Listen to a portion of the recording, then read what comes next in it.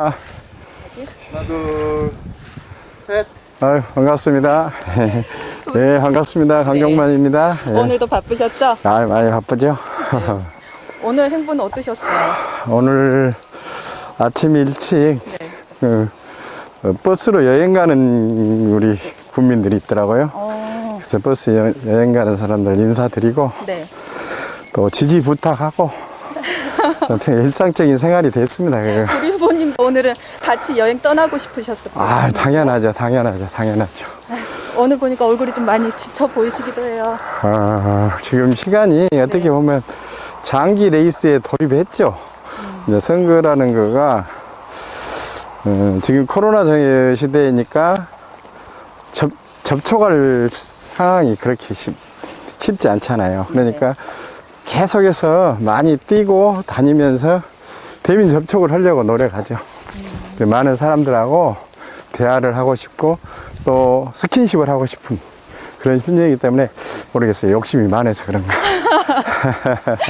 아무래도 15년이라는 긴 시간을 기다렸다가 이제 국민들 앞에 나서려고 하니까 우리 후보님 마음이 굉장히 급하기도 하고 초조하기도 하고 그러면서도 신나기도 하고 또 설레기도 하고 그러실 것 같아요.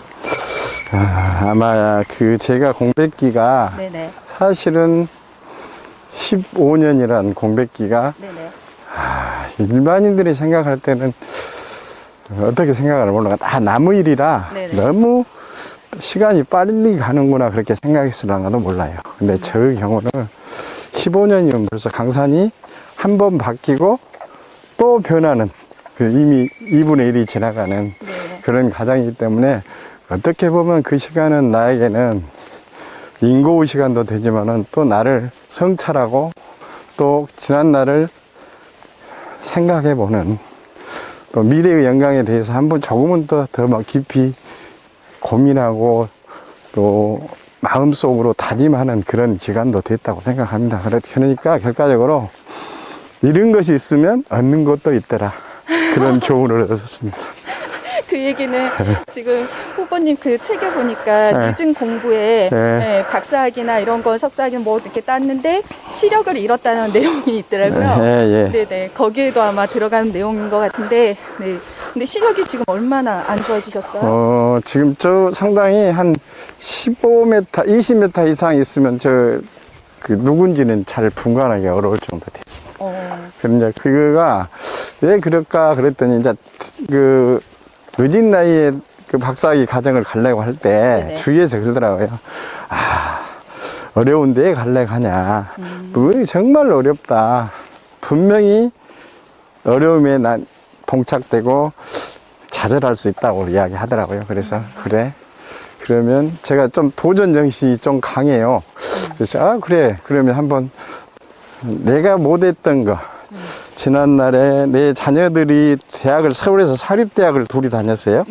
우리 아이프가 당신까지 박사과정을 가면 도대체 생활을 어떻게 하라고 하냐. 그 말 들으니까 탁 가슴이 철렁해. 맞다. 내 가족이다. 그래. 자식들을 위해서 내가 희생하고 포기하자고 했는데 그걸 이제 그 시간이 나에게 다가왔어요. 그 15년이라는 공백기 중에 그래도 이때다 하는 그 순간 딱 2016년도에 이때다 하고 생각이 딱 들었어. 그래서 무작정 대학은 박사과정 거기서 접수를 하고 면접을 보고 난 이후에 이렇게 만학도가 오셔서 지금 이 어려운 과정을 통과하겠습니까? 그래서 보니까 딱 가서 보니까요. 로스쿨 나와서 변호사 시험 다 합격해가지고 현직 변호사들이 거의 줄을 이루고 있어요. 면접을 가니까 기가 팍 죽었는데 그래 도전 한번 해보자 하고 결심했죠. 근데 결과적으로는 제가 최고 승자가 아닐까 생각해요. 그 난간을 극복했고 참 에피소드가 하나 있습니다. 제2 외국어 그만해도 돼? 아니, 힘드시죠? 아니, 괜찮은데. 힘드시진 않으시죠? 응. 어디 자연스럽게 정자나 쓰셔서 어. 아까 되돌아가시면 아까 의자에 앉으셔가지고 그래요. 네. 지금 시작할까요? 예, 바로 시작하시면서 의자 나오면 자연스럽게 그래요. 앉으시면서 진행하세요. 애국어 시험이 문제예요. 네네. 자, 이제 나이 먹은 사람은 제가 학창 시절에 그래도 고등학교 시절에는 공부를 좀 한다고 했어요. 근데 가장 인기 포인트가 또 어떻게 보면 영어도 될 수 있어. 그래도 이제 상위 그룹에서 공부를 했기 때문에 그래 한번 해보자 하고 했던 건데, 그때 지도 교수님이 말하는 거, 이거 애국어 시험, 영어 시험을 네. 지금 접수할 수 없습니다. 그래요. 네네. 그 이유가 뭡니까? 그러니까 안 된다는 거예요. 지금 이 나이에 네네. 영어 시험을 본다는 건 불가하다. 그러니까 공부를 많이 해서 다음에 봐라. 그러면 그 나이에? 조심해요. 그러면 1년이 네. 딜레이 되는 거예요? 그러죠. 그래서 제가, 아니, 교수님, 좋습니다. 좋은데, 시험 유형이 무엇인가는 알아야 될 거 아닙니까? 내가 1년을 딜레이 시키는 건 좋습니다. 근데, 올해 접수를 해봐야, 네. 내년에 시험 문제 유형이 어떻게 나오는가는 경험 삼아서 봐야 될 것 아닙니까? 그랬더니, 교수님, 아, 그래요? 그래서 접수를 했어요. 네. 접수를 해서, 시험을 봤는데, 네. 시험 보고 나서 이제 초조, 불안 다 있지. 근데 어쨌든 내가 좀 잘 본 것 같아. 잘 본 거, 느낌상. 아니, 그리고 내가 아는 거가 많이 나와서 네네. 내가 그런 대로 좀 썼는데, 헌법 전문이 좀 나온 거 있더라고. 헌법 전문에 네. 전문을 그 번역하라는 것도 나오고, 그걸 영역하라는 것도 나왔어. 근데 그걸 하여튼 운이에요, 운. 내 운이라고 생각해요. 내 인생의 가장 행운이 그때지 않았느냐. 그걸 쓰고 다 썼어요. 네. 써서 제출했는데, 며칠 전화니까 교수님 연락이 왔어. 전화가 제일 먼저. 아유, 합격했네요. 그래. 그 희열은 이루 말할 수 없어. 정말로 나이 먹은 사람이 영어 테스트에 합격했다? 아, 어려워요. 근데 정말로 어렵지만, 그래도 그 희열은 내가 느꼈습니다. 그래서, 노력하면 못 이룰 곳은 없구나. 도전하면 못 이룰 곳은 없구나 하는 그런 강한 내 어떤 생활신조랄까 철학을 거기서 또 입증했던 그런 과정이었습니다. 그리고 논문을 쓰면서 여러분 알다시피 이제 지금은 논문이 정말로 어렵고 교수님들이 어쩌면 청탁방지법 때문에 커피 한 잔도 안 마셔요. 그리고 엄청나게 엄격해. 단 또 조선대학이나 전남대학이나 강주교대 같은 데는 심사위원 5명 중에 2명 이상이 타 대학 교수가 와서 심사를 합니다. 그러다 보니까 대단히 엄격해서 엄청난 좀 어떻게 보면 자존심 상하는 일도 많이 있었어요. 근데 내가 이걸 해야 되나 하는 때 참 내 스스로 반문할 때가 있었어. 근데 지나고 보니까 내 인생에 가장 기쁘고 희열을 만끽했던 때가 아마 박사학위를 논문을 통과했을 때라고 생각해요. 정말로 내 인생에 어떻게 보면 그것마저 없었다면 과연 내가 15년을 그 암흑기를 버텼을까? 어떻게 보면 하느님께서 저한테 주는 그 시련 중에 또 그래 강종만이 너는 이것은 너한테 선물한다고 선물을 주신 것 같아요. 지금 저는 이제 사실 이 연간 국민이 된 지 10년이 채 안 됐는데, 그래서 후보님을 이렇게 그 전에 일은 저는 잘 모르고 있다가 이제 후보님에 대해서 사람들한테 이제 지인들한테 얘기를 듣고, 그리고 이제 이 옥당골 희망편지 네, 이걸 이렇게 쓰신 거를 이렇게 읽어보다 보니까 지금 이제 이야기하고 좀 연결이 되는 게 그 예전 재임 시절에 미국에다가 외국에 저희 연간 국민들이 읽어낸 특산품을 가지고 직접 세일즈맨으로도 활동을 하셨다 하더라고요. 지금 그 영어 공부가 혹시 또다시 한번 도전이 가능하다 하면 그때 세일즈 이렇게 다닐 때 직접 통역 없이 이 영광의 이 특산품을 직접 이렇게 사람들에게 외국 분들에게 알리고 소개할 수 있을 그 정도 그거는 안 되지만 그래도 이제 바디랭귀지를 하죠. 한데 네. 어쨌든 간에 그거는 아까 지금 우리 사회자께서 말씀하신 대로 네네. 전국 최초의 기초자치단체장이 네.